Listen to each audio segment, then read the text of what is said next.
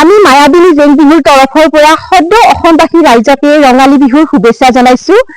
যিহেতু এতিয়া বিহুৰ বতৰ, গতিকে আমি নলবাৰীবাসীৰ আটাইবোৰ মহিলা একেলগে ওলাই আহিছো জেং বিহুটি ধৰি ৰাখিবৰ বাবে, আৰু সেয়েহে আমি আটাইবিলাক মহিলাই লগ লাগি এটি ধুনীয়া জেং বিহুৰ দল নতুনকৈ গঠন কৰিছো, আৰু আমাৰ সেই বিহুৰ দলটিৰ নাম হৈছে মায়াবিনী জেং বিহুৰ দল।